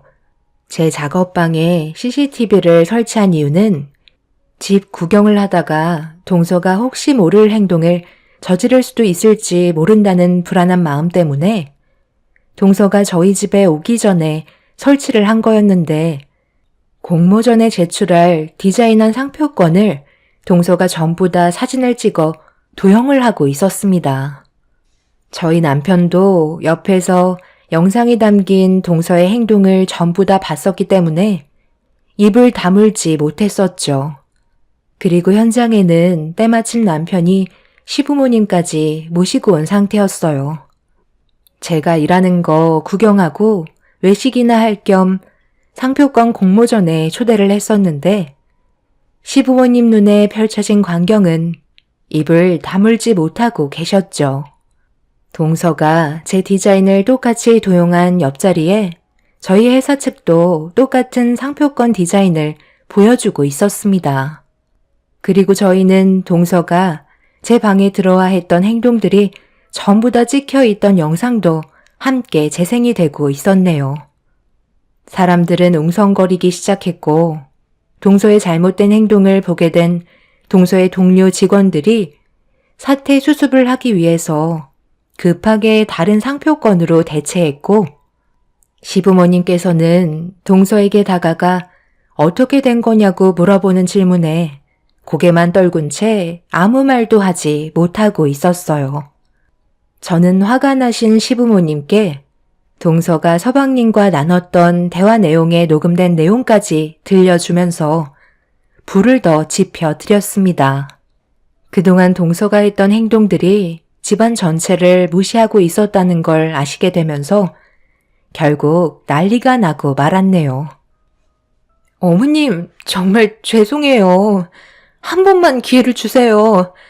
이렇게까지 하고 싶지 않았는데 녹음된 파일로 저를 억압하길래 저도 똑같이 해주고 싶어서 형님이 디자인한 상표권을 제가 도용한 것뿐이었어요.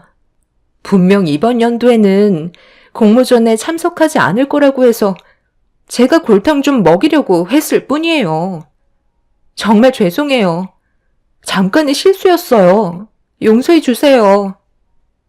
용서? 우리 집안 망신 다 시켜놓고 지금 용서라는 말이 나오니? 네가 한 행동이 얼마나 심각한지 모르는 거야? 우리를 그동안 어떻게 봤으면 표정 하나 안 바뀌고 연기를 할 수가 있어? 거기에다가 첫째가 힘들게 일해서 얻은 결과물까지 훔쳐갔으면서 용서를 바라는 거야? 너는 오늘 이 시간 이후부터 우리 가족이 아니니까 내 아들과 당장 이혼해라. 동서는 무릎을 꿇고 울며 불며 용서를 구했지만 아무도 동서의 편이 되어주지 않았어요. 동서는 서방님의 바지자락을 붙잡으면서 시부모님 좀 설득해 달라고 했지만 서방님은 동서를 뿌리쳤습니다. 결국 동서는 상표법 침해죄로 법적 처벌을 받게 되었고 7년 이하의 징역 또는 1억 원 이하의 벌금형이 내려질 상황이었고 도용했다는 이유 하나만으로 500만 원의 벌금형을 받게 되었습니다. 그리고 이런 심각한 문제를 동서의 회사 측에서도 그냥 넘어갈 수 없었는지 회사 이미지 저하 등 막대한 손실을 입혔다며 결국 거액의 손해배상 청구와 함께 퇴사 처리가 되고 말았네요. 서방님도 동서와 함께 살면서 정신적으로 많이 힘들었는지 이혼을 선택했고 그렇게 남남이 되고 말았습니다. 동서가 떠난 지 몇 년이 되었는데도 아직까지 저희는 그때의 기억들이 생생히 남아있네요. 얼마 전에 길 건너편에서 동서를 봤는데 삶이 힘든지 반쪽이 된 얼굴을 보니 참 안타까웠습니다. 꾀를 부린 대가가 얼마나 큰지 알게 해준 일이었네요. 평생 자신의 잘못을 뉘우치며 제대로 된 삶을 살길 바랄 뿐입니다. 제 사연을 들어주신 분들, 오늘 하루도 행복하시길 바랍니다. 감사합니다. 안녕하세요. 저는 결혼 5년 차에 이혼을 결정하게 되었고 1년의 시간이 지난 시점에 사연을 신청하게 된 30대 중반 여자입니다. 뒤늦은 후회를 해봤자 엎질러진 물을 주워 담을 수 없듯이 시댁 식구들은 지금쯤 땅을 치고 후회하고 있을 테지만 제 눈에 흙이 들어와도 다시 합치는 일은 없을 것 같습니다. 5년의 결혼 생활을 하는 동안 저는 단 한 번도 남편이 바람 피울 인물이라곤 생각해 본 적도 없었어요. 그런데 그건 제 착각이었고 제대로 뒤통수를 맞았던 일이 있었죠. 남편이 어느 날부터인가 치아에 문제가 생겼는지 지속적으로 고통스러워하길래 치료를 받는 게 좋을 것 같아 치과에 다녀오라고 한 적이 있었어요. 남편은 제 말이 끝나자마자 결혼식 때 왔던 제 친구 치과에 가면 안 되겠냐고 물어보길래 그때까지만 해도 별 생각 없이 그렇게 하라며 친구한테 남편 좀 부탁한다고 전화 한 통 넣었던 적이 있었죠.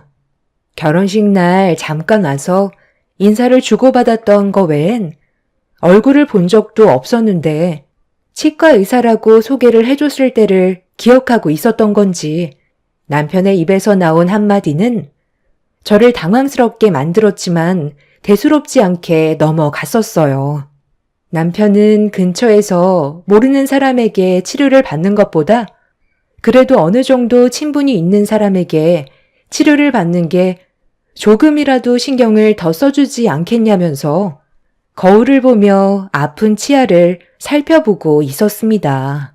저는 남편의 검은 속내를 전혀 알지 못한 상태에서 친구에게 전화까지 넣어 잘 부탁한다는 말까지 했었는데 이미 남편은 저와 결혼을 할 때부터 치과 의사인 친구와 어느 정도 눈빛 교환이 있었는지 저 몰래 지속적인 만남을 이어오고 있었죠.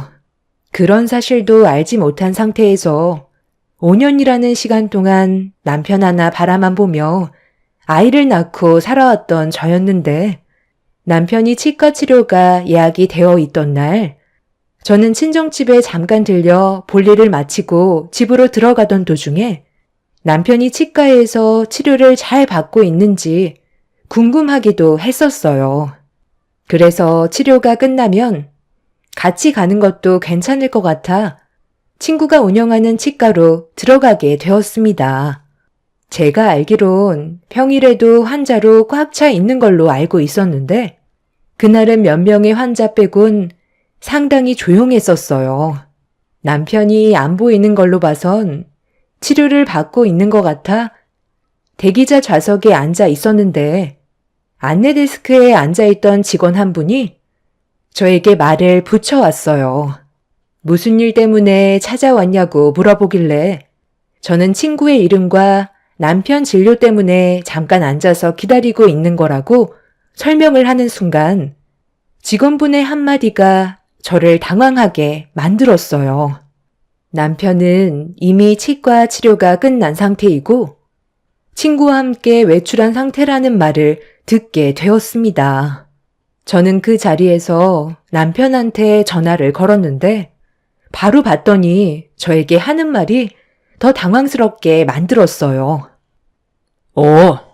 나 지금 치과인데 치료받는 중이라서 길게 통화하지 못하거든. 무슨 일 때문에 전화한 거야?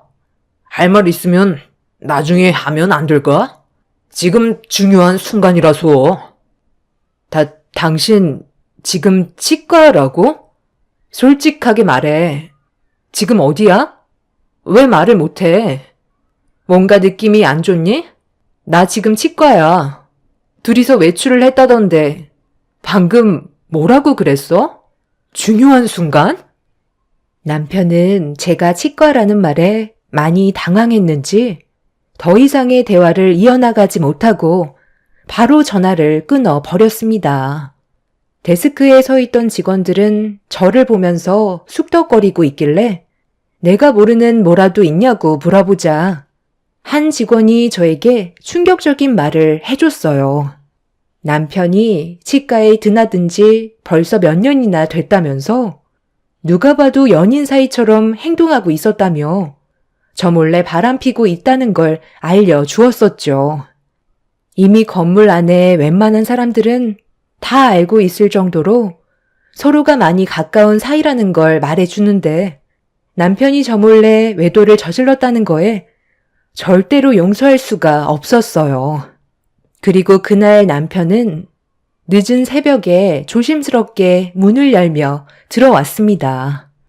아이가 자고 있을 시간에 들어와서 당장이라도 큰 소리 치고 싶었지만 더 힘들어질까봐 꾹 눌러 참으면서 이성을 잃지 않기 위해 최대한 침착하게 대화를 이어나갔어요.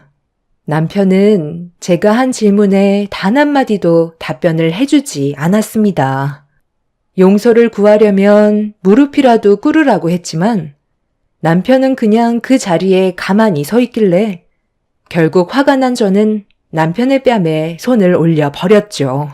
한 대 맞으면서 정신을 차렸는지 제 얼굴을 보면서 입을 열었어요. 내가 당신한테 무슨 말을 해도 들리지 않는다는 거 알고 다시 예전으로 돌아갈 수 없다는 걸 알기 때문에 어떠한 말도 변명으로 들릴 것 같아 대답을 하지 못했던 거야. 이미 우리 관계에 대해 어느 정도 들었을 거 아니야. 벌써 돌이킬 수 없을 정도로 나랑 혜인이는 서로의 감정의 농도가 진해진 상태야. 당신도 정말 사랑을 하고는 있지만 혜인이한테 더 끌리는 건 어쩔 수 없는 것 같아. 나는 당신한테 상처 주고 싶지 않아. 최대한 좋게 해결하고 싶어. 그렇게 해줄 수 있는 거지. 당신 정말 말 웃기게 한다. 지금 나를 배려하고 있다는 듯이 얘기하고 있는데 내가 이 상황을 조용히 넘어갈 것 같아?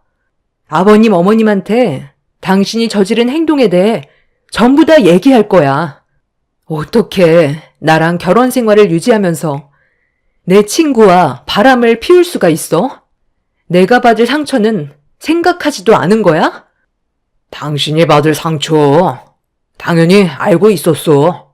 끝까지 숨길 수 없다는 것도 알고 있었지만 내 감정을 멈출 수가 없었어. 우리의 결혼식 날 나는 당신이 아닌 혜인이가 내 평생 인연이라는 걸 느낄 수 있었지. 하지만 사람은 정해진 틀에 살아야 하잖아. 그걸 부술 수 없기 때문에 결혼식 날 당신과 어쩔 수 없이 식을 올린 거야. 혜인이를 만나기 전에는 당신이 내 평생의 동반자라고 생각했었는데 내가 세상을 보는 눈이 너무 좁았었나 봐. 나를 이해해달라고는 안 할게. 최대한 시끄럽지 않게 이혼해줬으면 좋겠어. 당신도 쓸데없이 일을 크게 만들 필요는 없잖아. 내 말대로 해줄 수 있는 거지. 위자료는 걱정 안 해도 돼. 그리고 굳이 우리 부모님께 말씀 안 드려도 되는 게 우리들 관계를 이미 알고 계시거든. 더 이상 한 집에서 얼굴 보며 지낼 수 없을 테니 한동안 부모님 집에서 생활할게. 남편은 저에게 더 이상 할 말이 없었는지 다시 집 밖으로 나가 버렸어요. 저는 남편의 거침없는 모습에 많이 놀라서 온몸이 떨려오더니 다리에 힘이 풀려 그 자리에서 주저앉고 말았습니다. 시부모님까지 저를 속여왔다는 게 더 큰 충격으로 다가왔었고 하루라도 빨리 이혼을 하는 게 정신건강에 좋을 것 같았어요. 남편은 시댁에 들어가서 시부모님한테 저와 있었던 일들에 대해 전부 다 설명을 했는지 다음날 시모에게 전화가 왔어요. 예상했던 대로 남편과 친구의 관계였죠. 저희 집으로 오신다는 시모의 말에 저도 할 말은 많이 있었기 때문에 오시라고 말씀드렸고 그렇게 저와 시모는 아침부터 서로 얼굴을 붉히며 대화를 주고받았어요. 네가 내 아들에게 느꼈을 상처와 배신에 많이 힘들고 충격을 받았겠지만 사람 사는 인생 다 그런 거 아니겠어? 서로 좋게 해결봐야 스트레스 안 받지. 저와 그이가 결혼식을 올렸을 때부터 저에 대한 마음을 접어버리고 제 친구를 향해 있었다고 하던데 어머님은 이 사실을 언제부터 알고 계셨던 거예요? 내 입으로 말하기는 좀 그렇지만 너희들이 결혼하고 한 달 뒤에 알게 됐지. 아들이 나한테 먼저 찾아와서 대화 좀 나누자고 하더라. 심각한 얼굴을 하고 있길래 확실하게 무슨 일이 있는 것 같아 내 아들의 고민거리를 들어주고 있었는데 네가 아닌 다른 여자를 마음에 두고 있다는 말에 너무 놀랐었지. 그런데 그 고민도 잠시였었어. 아들이 만나고 있던 여자는 너와는 비교 자체가 되지 않는 비싼 몸값과 많은 사람들의 부러움을 사는 치과 의사라는 말을 들었을 때 내 고민과 걱정은 한순간에 사라지게 되더라고. 그래서 지금까지 계속 뒤에서 밀어주고 있었어. 그런데 이런 관계를 계속 유지할 수는 없으니까 언제쯤 얘기하는 게 좋을지 고민을 하고 있었는데 때마침 네가 모든 상황을 해결해 준 거야. 그래도 며느리라 최대한 상처 주고 싶지 않았는데 한 번은 지나가야 되는 일이니까 어쩔 수 없는 거지. 너무 서운하게 생각하지 말고 최대한 빨리 현실을 받아들이는 게 좋을 거야. 그래야 너도 새 삶을 살아가지 않겠어? 내가 그동안 속으로만 앓고 있었던 고민을 결국 너한테 전부 다 털어놓게 되니까 이제야 좀 살 것 같다. 이왕 말 나온 김에 최대한 빠른 시일 내에 이혼 처리 부탁하마. 괜히 질질 끌어봤자 서로만 피곤하고 더 큰 상처를 받을 수 있으니 좋은 감정이 어느 정도 남아있을 때 좋게 해결을 보는 게 너도 좋겠지? 내 아들 위자료는 섭섭지 않게 챙겨주도록 하마. 조만간 우리 집에서 파티를 좀 열 건데 너도 우리 집안과 마지막으로 식사하고 싶으면 와서 밥이라도 좀 먹고 가던지. 올 때 이혼 서류 꼭 챙겨서 오고. 이래서 사람 일은 모른다는 거야. 내 아들이 치과 의사와 결혼하게 될 줄 누가 알았겠어? 이왕이면 너도 그냥 축하한다고 한마디 해줘라. 이제야 묵은 채증이 싹 가시네. 시모는 저에게 조금도 미안해하지 않았어요. 오히려 잘 됐다는 식으로 말씀하시면서 제가 서운하지 않게 위자료를 챙겨주겠다며 자리에서 일어나셨습니다. 그동안 말도 없이 저를 속이면서 가지고 놀았다는 거에 결국 남편이 바람을 피우고 있던 날부터 참아왔던 제 감정이 폭발을 하게 되었고 자리에서 일어난 시모를 붙잡았어요. 갑작스러운 상황에 많이 당황하셨는지 시모는 뭐 하는 짓이냐고 저에게 소리를 질렀습니다. 이미 화가 머리끝까지 올라와 버린 터라 시모의 말이 귀에 들어오지 않았어요. 저는 시모를 다시 거실로 끌어들인 뒤 핸드폰을 들어 친구에게 곧바로 전화를 걸었습니다. 그리고 잠시 뒤 제 전화를 받은 친구는 아무렇지도 않은 척 연기를 할 줄 알았는데 남편이 미리 선수쳐서 얘기했는지 차가운 목소리로 무슨 일 때문에 전화를 했냐고 되물었어요.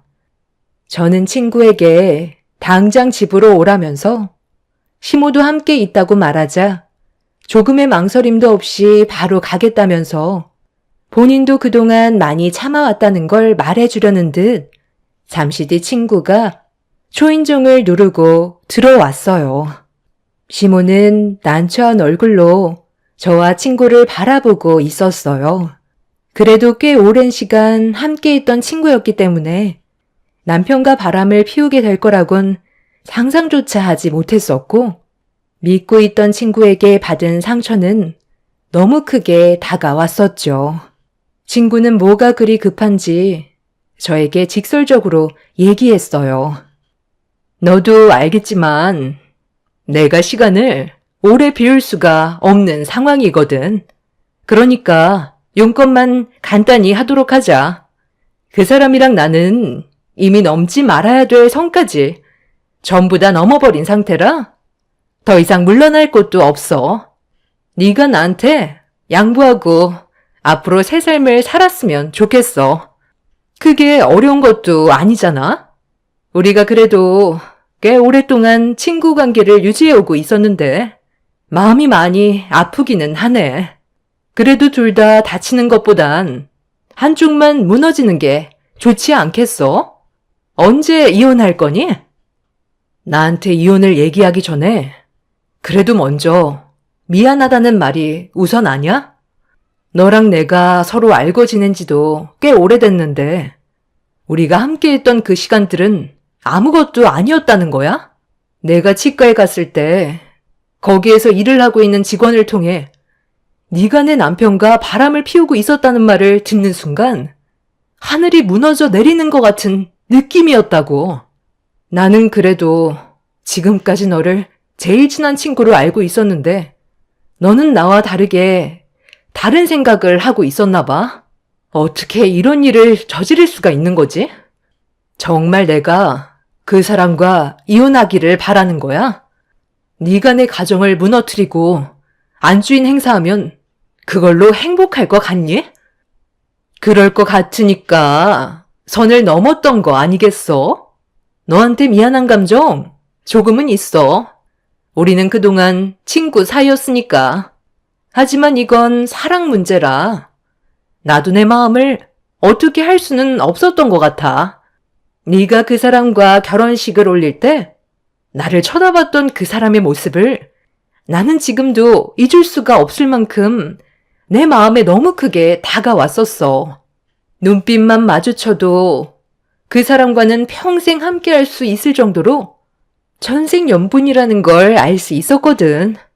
그리고 그 사람도 나와 같은 감정이었고 그날 이후 우리는 따로 몇 번 만남을 가지면서 더 확실하게 느낄 수 있었지. 나도 내 감정을 컨트롤하지 못할 정도로 끌렸던 건 처음이라 너무 놀랐었어. 그래서 결국 해선 안 될 행동을 저질렀고 둘은 지금까지 나를 속이면서 살아왔다는 거네. 어떻게 된 게 너나 그이나 어머님도 나한테 진심으로 사과를 하겠다는 사람은 단 한 명도 없는 거야. 피해자는 난데 왜 내가 피해를 주고 있는 것 같지? 나는 절대로 그냥 넘어갈 수 없을 것 같아. 나 혼자 피해 볼 수는 없잖아. 제 말이 끝나자마자 시모는 어차피 상간소송으로 위자료밖에 더 주겠냐며 심각하게 생각하지도 않았어요. 친구 또한 요즘 세상에 이혼은 장난이고 위자료도 얼마 안 하기 때문에 그 정도 돈은 충분히 줄 수 있다면서 최대한 빨리 남편과 관계를 정리해 주길 원하고 있었어요. 그래도 조금의 양심은 있을 줄 알았는데 친구는 오히려 본인이 많이 참아왔었기 때문에 피해자라며 더 크게 목소리를 높이고 있었어요. 결국 저는 분노를 참지 못하고 친구의 머리채를 잡아버렸고 친구 또한 저에게 손을 올리면서 격한 몸싸움이 벌어지게 되었죠. 시몬은 친구와 제가 서로 격하게 싸우는 모습에 어쩔 줄 몰라 하면서 남편한테 전화를 걸었어요. 그리고 저희 둘을 말려달라면서 서둘러 와주길 재촉하셨죠. 결국 남편까지 다시 집으로 돌아오게 되었고 시모와 남편 그리고 친구는 저를 노려보면서 제가 죄인인 것 마냥 화를 내고 있었습니다. 저는 더 이상 그 인간들을 상대하고 싶지 않아 그 자리에서 이혼 얘기를 꺼냈고 저 또한 최대한 빠른 시일 내에 정리되길 원한다면서 다음날 바로 이혼 서류에 도장을 찍겠다는 말을 하게 되었습니다. 남편은 법정에서 보자며 시모와 친구를 데리고 밖으로 나갔어요. 그날 방 안에서 울고 있던 아이를 안고 한참 동안 오열을 했어요. 저와 이혼을 할 거면 왜 아이를 가졌는지 이해를 할 수가 없었죠. 아빠 없는 아이로 자라게 될 불행을 안겨줘야만 한다는 거에 너무 마음이 안 좋았어요. 저는 그렇게 다음날 남편과 함께 이혼 서류를 작성했어요. 남편은 소송으로 가고 싶지 않다며 최대한 빠른 시일 내에 저와 엮여있는 모든 관계를 정리하길 원했어요. 그래서 제가 원하는 조건을 거의 다 들어주었죠. 위자료는 당연했었고 제일 중요하게 생각했던 아이 문제 또한 제가 원하는 방향으로 해결해 주었습니다. 친구 또한 저에게 위자료를 지어준 뒤 2번 다시 얼굴을 안 봤으면 좋겠다는 말을 끝으로 친구와의 관계까지 일사천리로 정리가 되어 버렸죠. 그리고 이 사실을 뒤늦게 알게 되신 저희 부모님께서는 엄청난 충격을 받으셨는지 시댁에서 한 차례 난리를 치셨고 남편의 멱살을 잡으면서 온갖 욕을 퍼부으셨어요. 저에게 상처를 준 거에 대해 나중에 큰 대가를 치르게 될 거라며 부모님은 남편에게 악담을 퍼부었습니다. 그렇게 모든 관계를 정리하고 저는 부모님 집에서 지내게 되었는데 너무 급격하게 바뀌어버린 상황들에 적응을 하지 못한 저는 우울증까지 시달리고 있었어요. 앞으로 어떻게 살아가야 할지 막막했었죠. 남편과 함께하는 시간 동안 제가 꿈꿔왔던 미래의 계획이 있었는데 한순간에 모든 것들이 무너져 내려버려 삶의 목표를 잃어버린 상태였어요. 부모님은 이혼한 지 1년이 지났는데도 제가 정상적으로 살아가지 못하고 있자 더 이상 과거에 얽매이지 말고 제 삶을 찾는 게 좋을 것 같다고 하루라도 빨리 회복할 수 있길 간절히 바라셨어요. 저도 더 이상 이대로는 살아갈 수 없을 것 같아 조용한 곳에서 바람 좀 쐬고 마음 정리를 하길 원했었어요. 저도 부모님의 말씀을 듣는 게 좋을 것 같아 바람 좀 쐬려고 떠나려는데 갑자기 제 머릿속에 스친 충격적인 기억이 떠오르게 되었고 저 혼자만 당했던 터라 그 사람들이 편하게 사는 모습을 보고 싶지 않아 짐을 챙기다 말고 시댁으로 향했어요. 시댁에 도착을 하자마자 눈앞에 펼쳐진 건 축하 파티를 벌이고 있는 광경이 눈에 들어왔고 저는 그 인간들이 웃고 있는 모습을 도저히 보고만 있을 수 없어서 대문을 박차며 들어갔습니다. 나는 이 모양 이 꼴인데 다들 아주 좋아 죽네. 본처인 나를 버려놓고 행복한가 봐. 그 행복이 얼마나 오래 갈 것 같아? 내가 여길 왜 1년 만에 왔는지 알아? 관계 정리가 끝난 마당에 쓸데없이 일을 벌일 생각하지 말고 당장 토락하거라. 네가 우리 집안에서 빠지니까 묵은 채증까지 싹 내려간 거 아니? 당신은 더 이상 우리 집에 함부로 올 수 있는 사람이 아니야. 이제 완전히 남인데 또 뭘 원하는 거야? 돈도 부족하지 않게 챙겨줬잖아. 그럼 된 거 아니야? 아직까지 이 사람한테 미련이 남기라도 한 거야? 그런데 이거 어쩌지? 오늘 파티 벌인 이유를 알면 깜짝 놀랄 텐데. 나 임신했어. 내 뱃속에 저 사람 아이가 생겼다고. 하늘도 우리를 축복해 주나 봐. 너도 이왕 온 김에 식사라도 하고 가. 내가 홀몸이 아니라서 스트레스를 받으면 안 되거든. 최대한 좋은 쪽으로 해결하고 싶어. 무슨 일 때문에 왔는진 별로 알고 싶지는 않지만 용건만 간단하게 해줄래? 오늘이 내 인생에 있어 제일 행복한 날이거든. 웃기고 자빠졌네. 너 예전에도 그 말 했던 거 기억나? 나는 아직까지도 기억을 하고 있는데 설마 벌써 잊어버린 건 아니지? 아, 얘가 과거에 파원 전력이 있는 건 알고 계세요? 당연히 모르고 계셨겠죠. 말 안 하면 아무도 모르는 거니까요. 그런데 나만 당할 수는 없잖아. 당신들도 똑같이 내가 받은 상처를 느껴봐야지. 너 쓸데없는 얘기할 거면 당장 나가. 나는 이 사람과 법적으로 혼인신고까지 끝냈고 누가 뭐래도 우리는 부부라고. 여보, 나 스트레스 받고 있는데 쟤 좀 당장 내 눈앞에서 치워주면 안 될까? 이러다 유산이라도 되면 큰일이잖아. 빨리 쟤 좀 당장 내보내줘.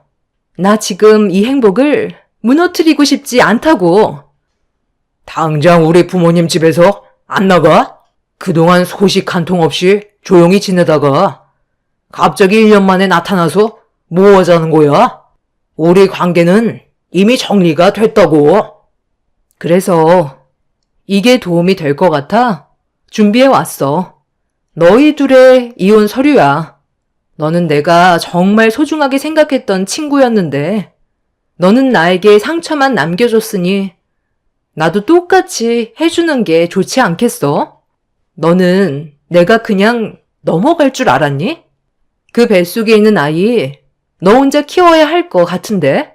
그래도 괜찮은 거지? 너 설마 지금 우리 가족들 앞에서 그 얘기를 하려는 거야? 너 그 입 함부로 놀리기만 해봐. 만약 내 인생을 망치기라도 하면 너도 가만두지 않을 거야. 내 인생을 망쳐놓고 너는 편하게 살 수 있을 거라 생각했니? 나는 오늘 작정하고 왔기 때문에 네가 그때 왜 파혼을 했는지 전부 다 털어놓을 거야. 친구는 저에게 달려들며 당장 그만두라고 했지만 제가 꺼낸 한마디에 시몬은 친구를 멈춰 세웠어요. 그리고 저는 친구의 과거에 대해 전부 다 털어놓았죠. 예전에 결혼을 앞두고 있던 친구는 충격적인 행동을 저질렀었어요.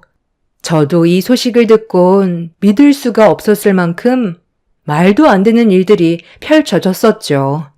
그때가 그 친구의 결혼식이 며칠 안 남았었을 때인데 예비 신랑이었던 사람과 서로 안 좋은 일로 싸우게 됐었죠. 알고 보니 친구가 예비 신랑을 놔두고 다른 남자와 바람을 피우다가 딱 걸린 거였어요. 친구는 그냥 잠깐 즐긴 것뿐이라고 했지만 예비 신랑이었던 그 사람은 친구의 행동을 용납할 수 없어 했죠. 친구는 남자들도 결혼 전에 총각 파티 하는데 왜 여자들은 처녀 파티하면 안 되냐고 서로 감정이 격해질 정도로 안 좋은 대화를 주고받다가 몸싸움까지 벌어졌었어요. 과거에 다른 지역에서 치과를 운영하던 친구는 예비 신랑과 둘이서 격하게 몸을 밀치며 다투던 도중 분노를 억누르지 못했던 친구는 치과 의료기기를 휘둘렀고 예비 신랑에게는 돌이킬 수 없는 장애를 가져오게 되었죠. 한쪽 눈이 실명을 했었는데 법정에서는 쌍방과실로 인정이 되고 여자가 약자라는 이유가 크게 작용이 돼서 징역은 면할 수가 있었습니다. 그리고 예비 신랑분과 결혼을 하기 전에 잠깐 외간 남자와 즐겼을 때 실수로 임신까지 해서 수술까지 하게 되는 일들도 있었죠.